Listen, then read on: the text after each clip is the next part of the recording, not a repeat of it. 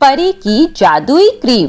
पंकज जब गांव जाता है तब पंकज की माँ विमला उसकी शादी अपने दोस्त की बेटी सीता से कर देती है। सीता गांव की होती है और दिखने में काली होती है, पर उसके गुणों से प्रभावित होकर विमला अपने बेटे का रिश्ता सीता से कर देती है। पंकज को सीता बिल्कुल पसंद नहीं थी, पर अपनी माँ के आगे उसकी एक ना चली और उसे शादी करनी पड़ी। पंकज जब शहर जाने लगा तो उसकी माँ बोली, अरे बेटा, अब तुम अकेले कहाँ चल दिए, बहू को भी अपने साथ ले जा। वहाँ शहर में तेरा ख्याल कौन रखेगा? वहाँ ले जाएगा तो शहर के तौर तरीके सीख लेगी और तुम दोनों एक दूसरे को अच्छे से समझ भी लोगे। ठीक है माँ, फिर माँ यहाँ तुम्हारा ध्यान कौन रखेगा? तू वह सब छोड़ और बहू को साथ ले जा। अभी मैं इतनी लाचार नहीं हुई कि मुझे किसी के सहारे की जरूरत हो, समझ में आया? ठीक है माँ। पंकज को ना चाहते हुए भी सीता को अपने साथ शहर लेकर जाना पड़ता है। देखो सीता, शहर में मेरी काफी इज्जत है और मैं नहीं चाहता कि तुम्हारी वजह से मुझ पर सब हंसे या मेरा मजाक उड़ाए, इसलिए तुम इस कमरे से बाहर मत निकलना और ना ही किसी से मिलना। ठीक है जी, जैसा आप कहें। पंकज को सीता बिल्कुल भी पसंद नहीं थी। तभी उसके ऑफिस में एक नई लड़की आरती जॉब के लिए आती है। आरती दिखने में बहुत सुंदर थी। धीरे धीरे पंकज और आरती में बातचीत होने लगी। दोनों एक दूसरे के साथ घूमते, एक साथ डिनर करते और एक दिन आरती पंकज से बोलती है, पंकज, मैं तुम्हारे बिना अब नहीं रह सकती। तुम कब मुझसे शादी करोगे? तुम टेंशन मत लो डार्लिंग, मैं बहुत ही जल्द तुमसे शादी करने वाला हूँ। बस एक प्रॉब्लम है, वो खत्म हो जाए। ओके डार्लिंग, जो भी काम है उसे जल्दी से निपटा लो। पंकज रोज की तरह फिर देर से घर आता है। कितनी देर लगा दी आपने? आज ऑफिस में ज्यादा काम था क्या? सुनो सीता, मैं तुम्हें अंधेरे में नहीं रखना चाहता। ये बात तो अब तक तुम्हें समझ में आ ही गई होगी कि मैं तुमसे प्यार नहीं करता, तो मुझे अब तुमसे तलाक चाहिए। मैं आरती से प्यार करता हूँ और उसी से शादी करूँगा। भगवान के लिए ऐसा मत कहिए, मैं कहाँ जाऊंगी? आपके सिवा मेरा है ही कौन? मुझे अब बेशक प्यार मत करिए, लेकिन अपनी जिंदगी से निकालिए नहीं। मैं ऐसे ही घर के किसी कोने में पड़ी रहूंगी, आपसे कोई शिकायत नहीं करूंगी। भगवान के लिए मान जाइए। मैंने जो फैसला कर लिया सो कर लिया। मैं तुम्हारे साथ अब एक सेकंड भी नहीं रह सकता। निकल जाओ मेरी जिंदगी से। और पंकज सीता को घर से निकाल देता है। सीता रोते रोते जंगल की तरफ निकल जाती है और उधर पंकज आरती से शादी करके उसे अपने घर ले आता है। हे भगवान, ये क्या हो गया मेरे साथ? तूने ऐसा क्यों किया भगवान?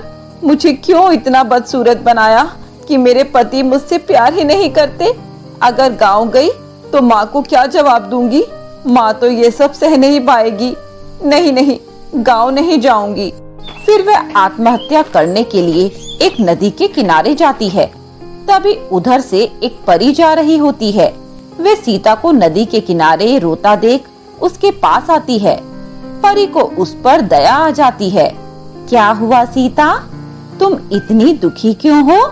दुखी ना हो तो क्या करूं? मेरी जिंदगी में अब कुछ नहीं बचा। मैं अब जीना नहीं चाहती। सीता, ऐसे जिंदगी से हार नहीं मानते। क्या हुआ है ये बताओ, क्यों मरना चाहती हो तुम? फिर सीता परी को सारी बात बताती है। सीता की बात सुनकर परी सीता को एक जादुई फेस क्रीम देती है। सीता, इस क्रीम को लगाते ही तुम दुनिया की सबसे सुंदर गोरी लड़की बन जाओगी। अब तुम अपने घर जाओ, तुम्हारी सभी समस्या दूर हो जाएगी।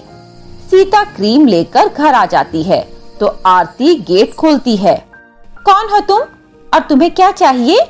बहन, मैं बेसहारा हूँ, मुझे अपने घर में रहने के लिए दे दो। बदले में मैं तुम्हारे घर का सारा काम कर दिया करूंगी। आरती को फ्री में नौकरानी मिल रही थी, उसे और क्या चाहिए था। झट से सीता को अपने यहाँ रहने की इजाजत दे देती है। पंकज जब शाम को घर आता है तो सीता को देखकर चौंक जाता है। तभी आरती बोलती है, डार्लिंग, आज से ये हमारी नई नौकरानी है और तो और हमें इसे सैलरी भी नहीं देनी पड़ेगी। इसीलिए मैंने इसे घर में रहने की इजाजत दे दी। सही किया ना? पंकज को यूं सीता का नौकरानी की तरह काम करना अच्छा नहीं लगता था और उसे अपनी गलती पर पछतावा भी हो रहा था, पर वह कुछ कर भी तो नहीं सकता था। चुपचाप खाना खाकर सोने चला जाता है। उधर सीता सोने से पहले परी की दी हुई क्रीम चेहरे पर लगाती है। क्रीम को लगाते ही वह बहुत गोरी और सुंदर हो जाती है। अगली सुबह जब उसे पंकज देखता है तो देखता ही रह जाता है। सीता के सामने तो हीरोइन भी फेल थी, वह इतनी खूबसूरत हो जाती है। तभी आरती वहाँ आती है। तू यहाँ क्या कर रही है? जाकर अपना काम कर। और आप क्या इस नौकरानी को देखे जा रहे हैं? और तूने ये फेस पर क्या लगाया है? कल तक तो बड़ी काली कलूटी बनकर आई थी, एक दिन में इतना रूप कैसे बदल गया? कहीं तू मेरे पति पर डोरे डालने तो नहीं आई है?